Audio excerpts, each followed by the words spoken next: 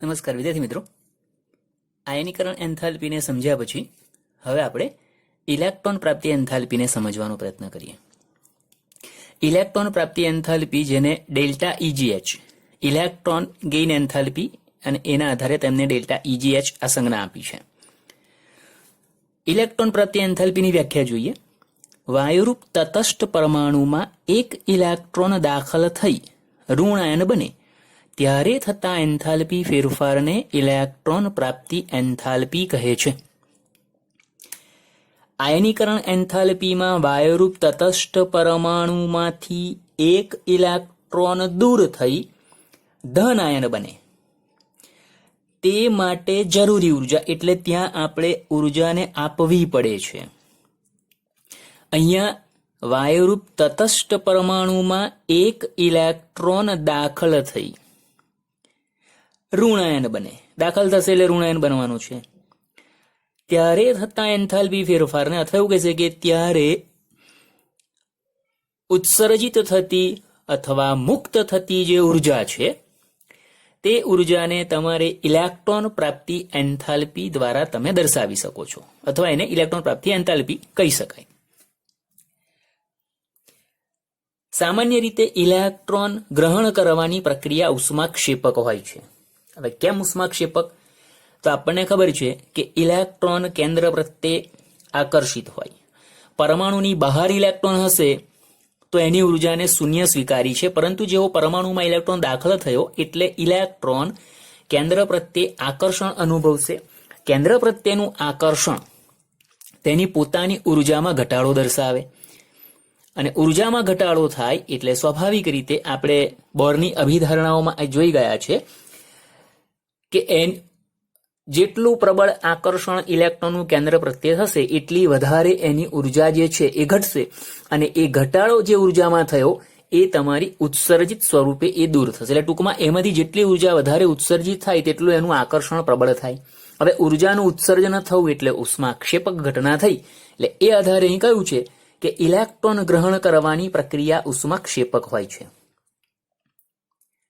તેમ છતાં પ્રક્રિયા ઉષ્માક્ષેપક હશે કે શોષક તેનો આધાર તત્વના સ્વભાવ પર રહેલો છે. નોર્મલી, સામાન્ય રીતે ઇલેક્ટ્રોન દાખલ થાય એટલે કેન્દ્ર પ્રત્યે આકર્ષણ વધવાથી તે ઇલેક્ટ્રોનમાંથી ઉર્જાનું ઉત્સર્જન થવાનું, ને ઉર્જાનું ઉત્સર્જન થાય એટલે ઉષ્માક્ષેપક પ્રક્રિયા થઈ. અને ઉષ્માક્ષેપક પ્રક્રિયા માટે એન્થાલ્પી ફેરફાર સામાન્ય રીતે ઋણ હોય. જેવી રીતે આયનીકરણ એન્થાલ્પીમાં ઉષ્મા શોષક પ્રક્રિયા છે, અને ઉષ્મા શોષક પ્રક્રિયા માટે એન્થાલ્પી ફેરફારનું મૂલ્ય ધન હોય, એવી રીતે ઉષ્માક્ષેપક પ્રક્રિયા માટે એન્થાલ્પી ફેરફારનું મૂલ્ય ઋણ હોય.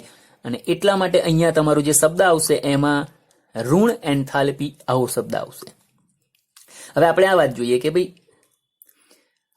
ઉષ્માક્ષેપક છે કે શોષક છે તે તત્વના સ્વભાવ પર કઈ રીતે આધાર રાખે. તો તમને 17મા સમૂહના સંદર્ભમાં સમજાવ્યું કે 17મો સમૂહ એટલે હેલોજન તત્વોનો સમૂહ, જેની બાહ્યતમ કક્ષાની ઇલેક્ટ્રોન રચના લખીએ તો NH2NP5 થાય. હવે આવા તત્વો છે એ જો એક જ ઇલેક્ટ્રોન મેળવે તો એની ઇલેક્ટ્રોન રચના NH2NP6 એટલે એ નિષ્ક્રિય વાયુ તત્વ જેવી અષ્ટક રચના પ્રાપ્ત થતી ઇલેક્ટ્રોન રચના થઈ, એટલે સ્થિરતા વધી જાય. તો એ માટે આ તત્વ જે છે તેની ઇલેક્ટ્રોન પ્રાપ્તિ એન્થાલ્પી વધારે ઋણ હોય છે, આવું તમને કહ્યું છે. કેમ? તો મેં તમને કહ્યું તે પ્રમાણે કે માત્ર એક જ ઇલેક્ટ્રોન સ્વીકારી સ્થાયી ઉમદા વાયુ તત્વની ઇલેક્ટ્રોન રચના પ્રાપ્ત કરે, અને સ્વાભાવિક છે કે એક ઇલેક્ટ્રોન સ્વીકારવાથી એ ઉમદા વાયુ જેવી ઇલેક્ટ્રોન રચના પ્રાપ્ત થતી હોય તો એનો મતલબ છે કે એ ઇલેક્ટ્રોનનું, દાખલ થયેલા ઇલેક્ટ્રોનનું કેન્દ્ર પ્રત્યેનું આકર્ષણ પ્રબળ હોય. પરિણામે દાખલ થયેલ ઇલેક્ટ્રોનનું કેન્દ્ર પ્રત્યે આકર્ષણ પ્રબળ થાય. જેટલું પ્રબળ આકર્ષણ તેટલી વધારે ઉર્જાનું ઉત્સર્જન થાય, અને ઉત્સર્જિત થયેલી ઉર્જાને આપણે એન્થાલ્પી સ્વરૂપે દર્શાવીએ તો વધુ ઋણ એન્થાલ્પી ફેરફાર તમને મળે, એટલે કે ઇલેક્ટ્રોન પ્રાપ્તિ એન્થાલ્પીનું મૂલ્ય વધુ ઋણ મળે એવું સમજી શકાય. અને એટલા માટે લખ્યું કે વધુ પ્રમાણમાં ઉર્જાનું ઉત્સર્જન થશે, માટે ઇલેક્ટ્રોન પ્રાપ્તિ એન્થાલ્પી 17મા સમૂહની વધુ ઋણ હોય છે. હવે એને બદલે 18મા સમૂહની વાત કરીએ તો સમૂહ 18 ઉમદા વાયુઓ નિષ્ક્રિય વાયુ અષ્ટક રચના પ્રાપ્ત થઈ ગઈ છે. બાહ્યતમ કક્ષાની ઇલેક્ટ્રોન રચના NS2 NP6 છે. સ્થાયી અવસ્થા પ્રાપ્ત કરી ચૂકેલો છે. આવા તત્વોની ઇલેક્ટ્રોન પ્રાપ્તિ એન્થાલ્પીનું મૂલ્ય ઘણું વધારે ધન હોય છે. કેમ ધન? તો કે આ તત્વોની અષ્ટક રચના પૂર્ણ હોવાથી સ્થાયી અવસ્થા ધરાવે છે. તેથી નવો દાખલ થતો ઇલેક્ટ્રોન અંદરની કક્ષાને બદલે બહારની નવી કક્ષા એટલે નવા શક્તિ સ્તરમાં દાખલ થશે.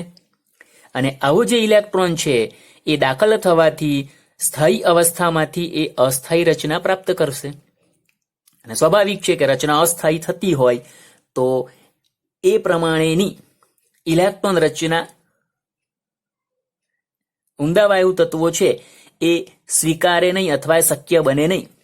તેથી ઇલેક્ટ્રોન આકર્ષિત થતો નથી એટલે અપાકર્ષિત થાય. એને સ્વીકારવાની કેન્દ્ર પ્રત્યેનું આકર્ષણ થવાની ત્યાં શક્યતા નહીવત છે એવું ગણીએ છીએ અસ્થાયી અવસ્થાને કારણે. તો હવે આમાં ઇલેક્ટ્રોન દાખલ કરવો હોય તો તમારે બહારથી ઉર્જા આપી અને ઇલેક્ટ્રોનને દાખલ કરવો પડે. તેથી ઇલેક્ટ્રોન દાખલ કરવા માટે ઉર્જા આપવી પડતી હોવાથી ભલે ઇલેક્ટ્રોન પ્રાપ્તિ ઘટના છે પરંતુ છતાં ઇલેક્ટ્રોન દાખલ કરવા માટે આવા ઉમદા વાયુઓમાં ઉર્જા આપવી પડે. તેથી આવા તત્વોની એટલે કે 18મા સમૂહના તત્વોની ઇલેક્ટ્રોન પ્રાપ્તિ એન્થાલ્પીનું મૂલ્ય ઘણું વધારે ધન હોય છે. તો તત્વોના સ્વભાવ 17મા સમૂહ માટેનો 18મા સમૂહ માટેનો લગભગ આપણે 18મા સમૂહ અપવાદ તરીકે ગણીએ છીએ. બાકીના લગભગ તત્વોમાં ઇલેક્ટ્રોન દાખલ કરવા માટેની ઘટના છે એ તમારી ઉષ્મા શોષક જ થવાની અને ઉષ્માક્ષેપક જ થવાની. અને ઉષ્માક્ષેપક હશે એટલે ઇલેક્ટ્રોન પ્રાપ્તિ એન્થાલ્પીનું મૂલ્ય તમને ઋણ મળશે. વધુ ઓછું એ હવે આગળ જોઈશું. પરંતુ 18મા સમૂહ માટે ઉષ્મા ક્ષેપકને બદલે ઉષ્મા શોષક ઘટના છે એટલા માટે એનું મૂલ્ય ધન મળે છે. કારણ સાથે જોયું. કદાચ તમને પૂછાય તો આ તમારા કારણો થયા, એના જવાબ થયા. હવે આવર્ત અને સમૂહમાં ઇલેક્ટ્રોન પ્રાપ્તિ એન્થાલ્પીના આપણે મૂલ્યને સમજવાના છે. એટલે ઇલેક્ટ્રોન પ્રાપ્તિ એન્થાલ્પીનું આવર્ત અને સમૂહમાં વલણ જેવી રીતે આયનિક એન્થાલ્પી માટે હતું તે પ્રમાણે આવર્તની વાત કરીએ. આવર્તમાં ઇલેક્ટ્રોન પ્રાપ્તિ એન્થાલ્પી આવર્તમાં ડાબી બાજુથી જમણી બાજુ તરફ જતા પરમાણ્વીય ક્રમાંકના વધારા સાથે ઇલેક્ટ્રોન પ્રાપ્તિ એન્થાલ્પી વધુ ઋણ થતી જાય છે. એટલે કે ઇલેક્ટ્રોન પ્રાપ્તિ એન્થાલ્પીનું મૂલ્ય વધે છે. કેમ? તો કે આવર્તમાં ડાબીથી જમણી તરફ જતા પરમાણુ ક્રમાંકના વધારા સાથે અસરકારક કેન્દ્રીય વીજભાર વધે. અસરકારક કેન્દ્રીય વીજભાર વધવાની સાથે નવો ઉમેરાતા ઇલેક્ટ્રોન માટે એનનું મૂલ્ય અચળ રહેતું હોવાથી આકર્ષણ વધે. પરિણામે પરમાણુનું કદ ઘટે એટલે કે કદ નાનું થાય. આવું નાના કદના જે પરમાણુ છે તેમાં જે ઇલેક્ટ્રોન છે એ ઇલેક્ટ્રોન જોડાવાનું સરળ બને. એટલે કે ઇલેક્ટ્રોનનું કેન્દ્ર પ્રત્યે આકર્ષણ વધુ પ્રબળ બને. કેમ કે દાખલ થયેલ ઇલેક્ટ્રોનનું કેન્દ્રથી અંતર ઓછું થાય છે અથવા ઘટે છે. તેથી ઇલેક્ટ્રોન પ્રબળ આકર્ષિત થાય અથવા પ્રબળ આકર્ષણથી જોડાય તો વધુ પ્રમાણમાં ઉર્જાનું ઉત્સર્જન થાય. જેટલી વધુ ઉર્જાનું ઉત્સર્જન થાય એટલી ઇલેક્ટ્રોન પ્રાપ્તિ એન્થાલ્પીનું ઋણ મૂલ્ય વધે. માટે આવર્તમાં ઇલેક્ટ્રોન પ્રાપ્તિ એન્થાલ્પીના ઋણ મૂલ્યમાં વધારો થાય છે અથવા ઇલેક્ટ્રોન પ્રાપ્તિ એન્થાલ્પીનું મૂલ્ય વધે છે. હવે તમે પરમાણ્વીય ત્રિજ્યા સમજી જ ગયા છો. એને આધારે આયનીકરણ એન્થાલ્પી પણ જોઈ જ ગયા છો. તો ઇલેક્ટ્રોન પ્રાપ્તિ એન્થાલ્પીના મૂલ્યમાં પણ તમારે એ જ ક્રમ આવે છે, વધે છે. કેમ? કારણ તમને આ એક લીટીની અંદર સ્પષ્ટ થઈ ગયું છે. ચાલો હવે સમૂહમાં જઈએ. સમૂહમાં ઇલેક્ટ્રોન પ્રાપ્તિ એન્થાલ્પીનું વલણ. સમૂહમાં ઉપરથી નીચે તરફ જતા પરમાણ્વીય ક્રમાંકના વધારા સાથે ઇલેક્ટ્રોન પ્રાપ્તિ એન્થાલ્પી ઓછી ઋણ થતી જાય છે. એટલે કે ઇલેક્ટ્રોન પ્રાપ્તિ એન્થાલ્પીનું મૂલ્ય ઘટે છે. ઋણ મૂલ્ય ઘટે છે આપણે સમજવા માટે. કેમ? કારણ કે સમૂહમાં ઉપરથી નીચે તરફ જતા કેન્દ્રીય વીજભારના વધારા સાથે પરમાણુનું કદ પણ મોટું થતું જાય છે. કેમ? તો કે દરેક વખતે નવા ઉમેરાતા ઇલેક્ટ્રોન માટેના મુખ્ય ક્વોન્ટમ આંકનું મૂલ્ય તમારું બદલાય છે સમૂહમાં છે એટલે. તેથી નવો ઉમેરાતો ઇલેક્ટ્રોન કેન્દ્રથી દૂર જાય અને કેન્દ્રથી દૂર જવાને કારણે પરમાણુનું કદ મોટું થાય અથવા વધે, સમજી શકાય. બીજું આપણે એ પણ ખબર છે કે આવા ઇલેક્ટ્રોન માટે શિલ્ડિંગ અસર જે છે એ પણ તમારી વધુ પ્રબળ બનતી જાય અને શિલ્ડિંગ અસર પણ નવા દાખલ થયેલા ઇલેક્ટ્રોનનું કેન્દ્ર પ્રત્યેનું આકર્ષણ ઘટાડે, જે આપણે આગળ જોઈ ગયા છીએ જ પ્રમાણે. એટલે સીધું અહીંયા આપણે લખી દીધું છે કે ભાઈ કદ મોટું થતું જાય અને કદ મોટું થાય તો એવા ઇલેક્ટ્રોનનું કેન્દ્ર પ્રત્યે આકર્ષણ સ્વાભાવિક રીતે ઓછું હોય, કારણ કે ઇલેક્ટ્રોન કેન્દ્રથી દૂર થતો જાય છે. તેથી લખ્યું, જેથી દાખલ થતો ઇલેક્ટ્રોન કેન્દ્રથી દૂર થતો જાય છે તેથી ઇલેક્ટ્રોનનું કેન્દ્ર પ્રત્યે આકર્ષણ ઓછું થાય. જેટલું આકર્ષણ ઓછું તેટલી ઓછી ઉર્જાનું ઉત્સર્જન થાય અને અહીંયા ઓછા પ્રમાણમાં ઉર્જાનું ઉત્સર્જન થતું હોવાથી તેની ઇલેક્ટ્રોન પ્રાપ્તિ એન્થાલ્પીનું ઋણ મૂલ્ય ઘટે છે. તો આવર્તમાં પરમાણુ ક્રમાંકના વધારા સાથે ઇલેક્ટ્રોન પ્રાપ્તિ એન્થાલ્પીનું ઋણ મૂલ્ય વધે, સમૂહમાં ઘટે છે. કેમ? કદાચ તમને પૂછાય તો આ તમારો 2 માર્કનો અથવા 3 માર્કનો તમારો આ ટોપિક થઈ ગયો. આવર્ત અને સમૂહમાં ઇલેક્ટ્રોન પ્રાપ્તિ એન્થાલ્પીનું વલણ થયું. હવે જે અપવાદરૂપ ઘટના છે એને સમજીએ. આપણે જોઈ ગયા કે એક જ સમૂહમાં ઉપરથી નીચે જઈએ તેમ ઇલેક્ટ્રોન પ્રાપ્તિ એન્થાલ્પીના ઋણ મૂલ્યમાં ઘટાડો થાય. એટલે સ્વાભાવિક છે કે જેનો પરમાણુ ક્રમાંક ઓછો છે એની ઇલેક્ટ્રોન પ્રાપ્તિ એન્થાલ્પીનું ઋણ મૂલ્ય વધુ હશે. તેમ છતાં 17મા સમૂહના સંદર્ભમાં જઈએ તો ફ્લોરિનની ઇલેક્ટ્રોન પ્રાપ્તિ એન્થાલ્પી ક્લોરીન કરતા ઓછી ઋણ છે. શા માટે? ફ્લોરિન પરમાણુ ક્રમાંક 9, ક્લોરીન પરમાણુ ક્રમાંક 17. તો 9 કરતા 17ની ઇલેક્ટ્રોન પ્રાપ્તિ એન્થાલ્પીનું ઋણ મૂલ્ય ઘટવું જોઈએ, એને બદલે અહીંયા ક્લોરીન કરતા ફ્લોરિનની ઇલેક્ટ્રોન પ્રાપ્તિ એન્થાલ્પીનું ઋણ મૂલ્ય ઓછું છે એવું તમને કારણ સાથે આપ્યું છે. શા માટે એ આપણે સમજીએ. ફ્લોરિન અને ક્લોરીન એક જ સમૂહના તત્વો છે, એ મેં તમને સ્પષ્ટ કરી આપ્યું. તેમની ઇલેક્ટ્રોન રચના, ફ્લોરિનનો પરમાણુ ક્રમાંક 9 એટલે આફ્ટર હિલિયમ 2s2 2p5 થશે. ક્લોરીન પરમાણુ ક્રમાંક 17 આફ્ટર નિયોન 3s2 3p5 થશે. એટલે ફ્લોરિન તમારું બીજા આવર્તનું તત્વ છે, ક્લોરીન તમારું ત્રીજા આવર્તનું તત્વ છે. એટલે ફ્લોરિન માટે નવો દાખલ થતો ઇલેક્ટ્રોન તમારો છે એ 2p કક્ષકમાં જાય એટલે n બરાબર 2 ઉર્જા સ્તરમાં જશે, જ્યારે ક્લોરીન માટે નવો દાખલ થતો ઇલેક્ટ્રોન તમારો n બરાબર 3 ઉર્જા સ્તરમાં જશે. તો જોયું છે એ પ્રમાણે આપણે આગળ જોઈ ગયા પ્રમાણે કે ફ્લોરિન કરતા ક્લોરીનનો પરમાણુ ક્રમાંક વધુ હોવાથી એક જ સમૂહના છે અને ફ્લોરિન કરતા ક્લોરીનનો પરમાણુ ક્રમાંક વધુ હોવાથી ક્લોરીનની ઇલેક્ટ્રોન પ્રાપ્તિ એન્થાલ્પી ઓછી હોવી જોઈએ, એટલે કે ઋણ મૂલ્ય ઓછું હોવું જોઈએ. પરંતુ કેમ? અહીંયા આપ્યું. ફ્લોરિનમાંથી ફ્લોરાઇડ આયન બને ત્યારે દાખલ થતો ઇલેક્ટ્રોન 2p n બરાબર 2 કક્ષકમાં જાય. n બરાબર 2 ઉર્જા સ્તરના સંદર્ભમાં 2p કક્ષકમાં જાય. જ્યારે ક્લોરીનમાંથી ક્લોરાઇડ આયન બને ત્યારે દાખલ થતો ઇલેક્ટ્રોન 3p કક્ષક એટલે n બરાબર 3 કક્ષકમાં જાય.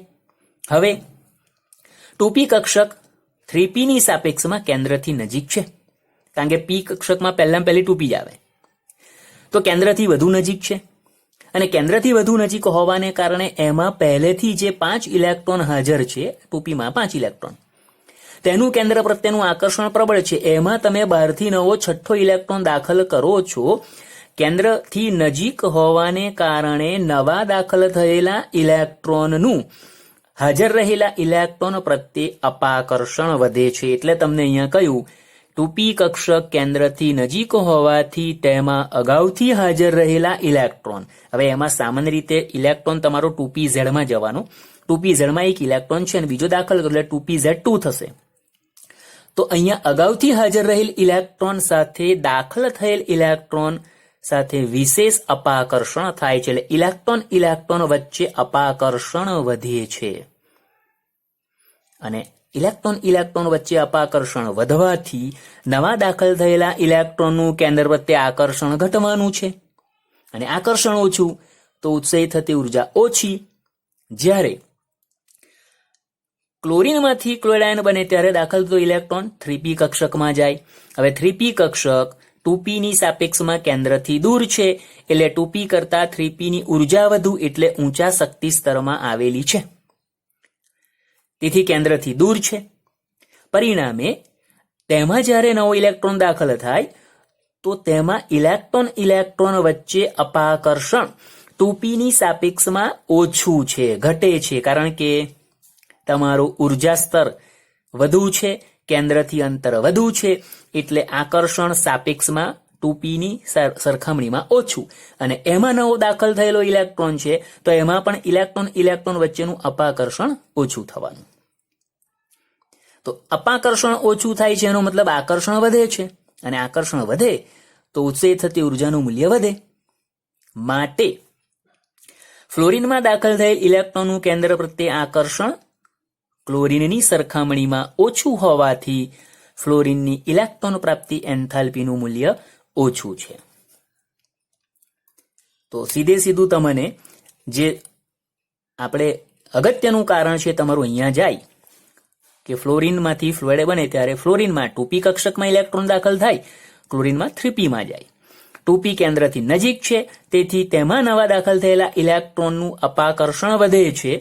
3p કેન્દ્રથી દૂર છે તેથી તેમાં દાખલ થયેલા ઇલેક્ટ્રોનનું અપાકર્ષણ 2p ની સાપેક્ષમાં ઓછું, તેથી આ ઇલેક્ટ્રોનનું આકર્ષણ વધી જાય, તેથી ઉર્જા વધારે ઉત્સર્જિત થાય, અને વધારે ઉર્જા ઉત્સર્જિત થઈ એટલે સ્વાભાવિક છે કે તેની ઇલેક્ટ્રોન પ્રાપ્તિ એન્થાલ્પીનું મૂલ્ય ઋણ વધે, જ્યારે 2p માટે ઘટે. માટે ફ્લોરિનની ઇલેક્ટ્રોન પ્રાપ્તિ એન્થાલ્પી ક્લોરીન કરતા ઓછી ઋણ છે. હવે એને બદલે તમને આ જ પ્રશ્ન, આ 2 માર્કનું કારણ છે તમારું, આ ના પૂછાય તો આ પૂછાશે. ઓક્સિજન ઉપર કરતા થોડું ચેન્જ કર્યું છે. ઓક્સિજન કરતા સલ્ફરની ઇલેક્ટ્રોન પ્રાપ્તિ એન્થાલ્પી વધુ છે, શા માટે? અહીં પણ એ રીતે પૂછી શકાય. ફ્લોરિન કરતા ક્લોરીનની ઇલેક્ટ્રોન પ્રાપ્તિ એન્થાલ્પીનું ઋણ મૂલ્ય વધુ છે, શા માટે? અહીં અત્યારે સરખામણી ફ્લોરિનની ક્લોરીન સાથે કરી એટલે ઓછું છે, પણ ફ્લોરિનની ક્લોરીન સાથે ક્લોરીનની વધુ છે એ રીતે પણ કરી શકાય, જે અહીંયા પૂછ્યું એ પ્રમાણે. અથવા તમને આ પ્રશ્ન ઉપર રીતે પણ પૂછાય કે ભાઈ ઓક્સિજનની ઇલેક્ટ્રોન પ્રાપ્તિ એન્થાલ્પી સલ્ફર કરતા ઓછી ઋણ છે, શા માટે? જવાબ એક જ આવવાનો છે, જે તમે અહીં લખ્યો છે એ જ અહીં લખવાનો છે, માત્ર ઇલેક્ટ્રોન રચનામાં થોડો ફેર પડવાનો છે. તો અહીંયા જ તમને હું સમજાવીશ, તમારી જાતે અને તમારે જવાબ લખવાની પ્રયત્ન કરવાનો છે. હું તમને અહીંયા સમજાવી દઉં છું. હવે આપણે ફ્લોરિનને ક્લોરીનની જગ્યાએ ઓક્સિજન ને સલ્ફર બોલીશું. ઓક્સિજન O અને સલ્ફર S એક જ સમૂહના તત્વો છે. તેમની ઇલેક્ટ્રોન રચના ઓક્સિજનનો પરમાણુ ક્રમાંક 8 ગણવાનો, એટલે આફ્ટર હિલિયમ 2s2 2p4 થશે, અને સલ્ફર પરમાણુ ક્રમાંક 16 આફ્ટર નિયોન 3s2 3p4 છે.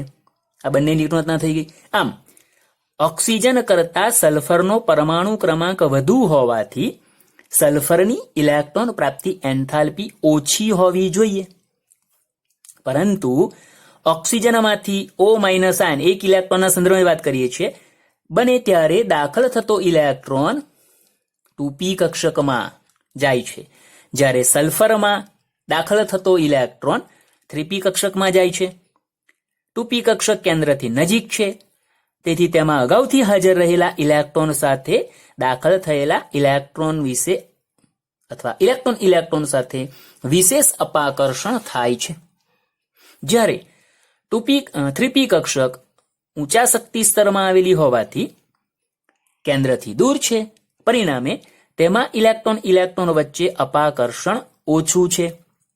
આમ ઓક્સિજનમાં દાખલ થયેલ ઇલેક્ટ્રોનનું કેન્દ્ર પ્રત્યે આકર્ષણ સલ્ફરની સરખામણીએ ઓછું હોવાથી, હવે કારણ તમારું શું છે એ પ્રમાણે આપણું જે છે એને પણ લખીએ તો ઓક્સિજન કરતા સલ્ફરની ઇલેક્ટ્રોન પ્રાપ્તિ એન્થાલ્પી વધુ છે, અને ઉપર પ્રમાણે પૂછે તો ઓછી છે. આ રીતે લખી શકાશે. તો આ તમારી ઇલેક્ટ્રોન પ્રાપ્તિ એન્થાલ્પીની વાત થઈ. તમને આવર્ત અને સમૂહમાં પૂછી શકે છે, અથવા તો મેં કહ્યું તે પ્રમાણે આ કારણ અથવા આ કારણ પણ આવી શકે, 2 માર્કમાં પૂછી શકાય. ઇલેક્ટ્રોન પ્રાપ્તિ એન્થાલ્પી એને સમજ્યા પછી હવે આપણો આગળનો જે ગુણધર્મ છે એ વિદ્યુત ઋણતા. હવે પહેલું તો વિદ્યુત ઋણતા જે છે એ આપણે જે પરમાણુવીય ત્રિજ્યા કે આયનીકરણ એન્થાલ્પી કે ઇલેક્ટ્રોન પ્રાપ્તિ એન્થાલ્પી જે રીતે સીધી કોઈ પણ તત્વની તમે ઇલેક્ટ્રોન રચનાને આધારે નિરપેક્ષ મૂલ્ય જેને કહેવાય, એમાં કોઈની સાથે કમ્પેરિઝન કરીને તમે નથી દર્શાવતા, સીધું એનું મૂલ્ય તમે મેળવી શકો છો અથવા તો દર્શાવી શકાય. પરંતુ વિદ્યુત ઋણતા છે એ વિદ્યુત ઋણતા કોઈ પણ તત્વની વિદ્યુત ઋણતાનું નિરપેક્ષ મૂલ્ય તમે નથી મેળવી શકતા, કોઈની સાથે સરખામણી કરીને સાપેક્ષ મૂલ્ય એનું મેળવાતું હોય છે. કેમ? એ વ્યાખ્યા પરથી જોઈએ કે વિદ્યુત ઋણતા ખરેખર શું છે. રાસાયણિક સંયોજનમાં એટલે કોઈ પણ તમારો સહસંયોજક બંધ ધરાવતો જે અણુ છે એ અણુની અંદર જે સહસંયોજક બંધના ઇલેક્ટ્રોન છે એ ઇલેક્ટ્રોન યુગ્મને પોતાની તરફ આકર્ષિત કરવાની સાપેક્ષ પ્રબળતા, વાક્યરચના જો બોલું વિસ્તૃત રીતે તો બે પરમાણુઓ વચ્ચે જ બંધ હોય તો બે પરમાણુઓના કેન્દ્રની વચ્ચે બંનેના ભાગીદાર ઇલેક્ટ્રોન હોય અને આ ઇલેક્ટ્રોન યુગ્મ જે છે એનું બંને પરમાણુના કેન્દ્ર પ્રત્યે આકર્ષણ હોય. હવે એમાંથી જેના કેન્દ્રીય વીજભાર વધુ છે એ ઇલેક્ટ્રોન યુગ્મને વધુ પ્રબળતાથી પોતાની તરફ આકર્ષિત કરી શકે, એટલે સાપેક્ષ થયું બેની. તો આકર્ષિત કરવાની ક્ષમતાના ગુણાત્મક માપનને વિદ્યુત ઋણતા કહેવાય. દોરડા ખેંચ આપણે રમત રમતા હોઈએ તો સર્કલની વચ્ચે લાલ કલરનું કપડું બાંધેલું હોય અને સામસામે એક વ્યક્તિ, બે વ્યક્તિ, ગમે તે બે વ્યક્તિ સામસામે છે. જો બંને સરખી જ તાકાતવાળા હશે તો એ લાલ કપડું તમારું સર્કલની બહાર ગમે તે બાજુ નહીં જાય. પરંતુ એક વધારે શક્તિશાળી છે અને બીજો એકદમ ઓછી શક્તિવાળી વ્યક્તિ હોય ને બે વચ્ચે દોરડા ખેંચ હરીફાઈ કરે તો સ્વાભાવિક રીતે એ લાલ કપડું છે એ વધુ શક્તિશાળી વ્યક્તિ તરફ આકર્ષિત થયેલું હોય. તો એવું અહીંયા પણ છે, ઇલેક્ટ્રોન યુગ્મ તમારું છે એ જેના કેન્દ્રીય વીજભાર વધુ હશે તેના તરફ વધુ આકર્ષિત થાય. તો આ આકર્ષિત કરવાની જે ક્ષમતા છે, પરંતુ સાપેક્ષ આવી એટલે ગુણાત્મક માપન શબ્દ આપ્યો, એને વિદ્યુત ઋણતા કહેવાય. એટલે આપણી વ્યાખ્યા સીધી આ રીતે તમારે સમજાવવાની. રાસાયણિક સંયોજનમાં તમે શબ્દ વાપરો અથવા તો કોઈ પણ સહસંયોજક બંધ ધરાવતા અણુમાંના ઇલેક્ટ્રોન યુગ્મને પોતાની તરફ આકર્ષિત કરવાની ક્ષમતાના ગુણાત્મક માપનને વિદ્યુત ઋણતા કહેવાય. જો અહીં લખ્યું છે, વિદ્યુત ઋણતાને આયનીકરણ એન્થાલ્પી અને ઇલેક્ટ્રોન પ્રાપ્તિ એન્થાલ્પીની જેમ માપી શકાતી નથી.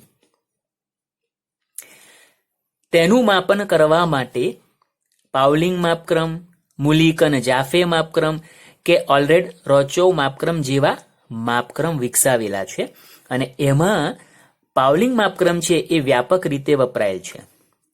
કારણ કે પાઉલિંગે ફ્લોરિનની વિદ્યુત ઋણતા સૌથી વધુ છે, કારણ કે તેનું કેન્દ્ર સૌથી નાનું. આખા આવર્ત કોષ્ટકમાં આપણે જે આગળ જોઈ ગયા એ પ્રમાણે ફ્લોરિન તમારું 17માં તત્વ છે, એટલે આવર્તની અંદર તમારું 17માં સૌમાં જઈએ તો છેલ્લું ગણે. આપણે નિષ્ક્રિય વાયુ તત્વોને ધ્યાનમાં લેતા નથી, કારણ કે એ તો બધી જ રીતે ઇલેક્ટ્રોન ગુમાવવા કે મેળવવાની કોઈ પણ વૃત્તિમાં એ ભાગ ભજવતા નથી આપણી રીતે ગણીએ તો.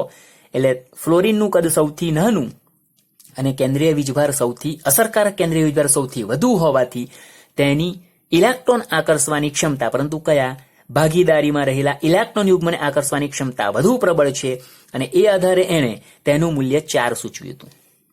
બીજી એક રીત પણ છે કે જેની અંદર લિથિયમની વિદ્યુત ઋણતા જે છે એની સાપેક્ષમાં બીજા અન્ય તત્વોની વિદ્યુત ઋણતાનું મૂલ્ય છે એ સરખામણી કરીને અને એમાં લિથિયમની વિદ્યુત ઋણતા 1 ગણી હતી અને એની કમ્પેરિઝનમાં ફ્લોરિનની વિદ્યુત ઋણતા છે એ 4 ગણી છે, એટલે 4 મૂલ્ય એ આધારે પણ મળેલું.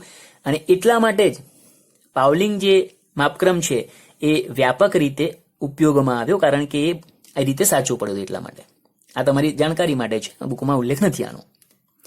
તો વિદ્યુત ઋણતાની વ્યાખ્યા થઈ ગઈ. અથવા તમને વિદ્યુત ઋણતા વિશે ટૂંકનોંધ પૂછાય, 2 માર્કમાં પૂછાય તો તમારે આ વસ્તુ બતાવવી છે, કારણ કે આમાં વિસ્તૃત કશું નથી, વૈજ્ઞાનિક કારણ સાથે એની અંદર નથી આપેલું. વિદ્યુત ઋણતાનું મૂલ્ય કોઈ પણ તત્વ માટે અચળ હોતું નથી. જે મેં વાત કરી એ પ્રમાણે તેનું મૂલ્ય તે બીજા કયા તત્વ સાથે અને કયા પ્રકારના બળથી જોડાયેલ છે તેના ઉપર આધાર રાખે. મેં તમને કહ્યું કે સમાન શક્તિવાળી 2 વ્યક્તિ છે અને એમની વચ્ચે દોરડા ખેંચ હરીફાઈ કરો તો એ લાલ કપડું તમારું ત્યાં જ રહેવાનું. પણ જુદી જુદી શક્તિવાળી બે વ્યક્તિ વચ્ચે હરીફાઈ કરો તો સ્વાભાવિક છે કે વધારે શક્તિવાળી તરફે આકર્ષિત થવાનું. તો અહીંયા કયા તત્વ સાથે જોડાય છે એના આધારે વાત થઈ ગઈ, અને બળ પણ જોવાનું પાછું, એટલે આકર્ષણ તમારું કઈ રીતનું છે તે. તો એમાં સામાન્ય રીતે હવે આપણે સમજીએ તો આવર્તમાં ડાબી બાજુથી જમણી બાજુ તરફ જઈએ તેમાં વિદ્યુત ઋણતા વધે છે, કારણ કે કદ નાનું થતું જવાથી અસરકારક કેન્દ્રીય વીજભાર વધવાથી આકર્ષવાની પ્રબળતા વધી જાય. અને સમૂહમાં ઉપરથી નીચે જઈએ તો વિદ્યુત ઋણતાનું મૂલ્ય ઘટે છે, કારણ કે કદ મોટું થતું જાય એટલે અસરકારક કેન્દ્રીય વીજભાર તમારો ઘટતો જવાનો, તેથી આકર્ષણની ક્ષમતા ઘટે એટલે વિદ્યુત ઋણતા ઘટે. આ કોમન છે.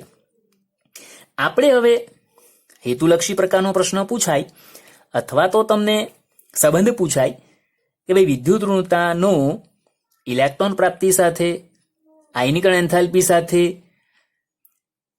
કે ધાતુ અધાતુ ગુણધર્મ સાથેનો સંબંધ આવર્ત કોષ્ટકના સંદર્ભમાં કેવી રીતે આપણે દર્શાવી શકીએ. તો મેં તમને ટૂંકોમાં આપ્યું છે, વાક્યરચનાથી તમે લખી શકો છો.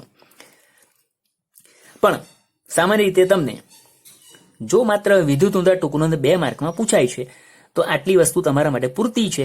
અને એમાં પણ વ્યાખ્યા ખાસ, માપક્રમોમાં પૌલિંગ કેમ વિશેષ છે, એને કેટલું મૂલ્ય સૂચવે, અને તમે સીધું આવર્ત અને સમૂહમાં તેના મૂલ્યોને આ રીતે બતાવી દો. 2 માર્કમાં આટલું પૂરતું છે.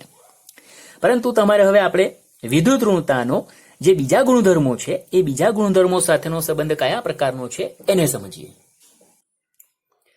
તમારી બુકમાં એક આકૃતિ આપેલી છે, આ આવર્ત કોષ્ટક છે એવું સમજી લો. અને આવર્ત કોષ્ટકની અંદર હવે તમને આ જે આડા ઊભા તીર આપ્યા છે એમાં ગુણધર્મ પણ લખ્યો છે કે ભાઈ આ વિદ્યુત ઋણતા. તો આપણને ખબર છે કે વિદ્યુત ઋણતામાં તમે ઉપરથી નીચે જાઓ તો ઘટે, તો આ તમારો વધતો ક્રમ છે. નીચેથી ઉપર તરફ જાઓ તો વિદ્યુત ઋણતાનું મૂલ્ય વધે, અને ડાબેથી જમણે જાઓ તો વિદ્યુત ઋણતાનું મૂલ્ય વધે. વધતા ક્રમની અંદર આપણે જઈએ તો નીચેથી ઉપર, એક જ સમૂહમાં નીચેથી ઉપર જાઓ તો વિદ્યુત ઋણતા વધે, ઉપરથી નીચે જાઓ તો ઘટે. ડાબેથી જમણે જાઓ તો વિદ્યુત ઋણતા વધે, જમણેથી ડાબે જાઓ તો ઘટે. આ આપણને ખબર છે. ચાલો, એની સાથે સાથે હવે આપણે પરમાણ્વીય ત્રિજ્યાની વાત કરીએ તો આપણને ખબર છે કે પરમાણ્વીય ત્રિજ્યા એક જ સમૂહમાં ઉપરથી નીચે તરફ જતા વધે છે, અને આવર્તમાં જઈએ તો ડાબેથી જમણે જતા પરમાણ્વીય ત્રિજ્યા ઘટે છે. એટલે વધવાનો ક્રમ તમારો જમણેથી ડાબેનો છે. તો આ 2 તીર જુઓ પરસ્પર વિરુદ્ધ છે.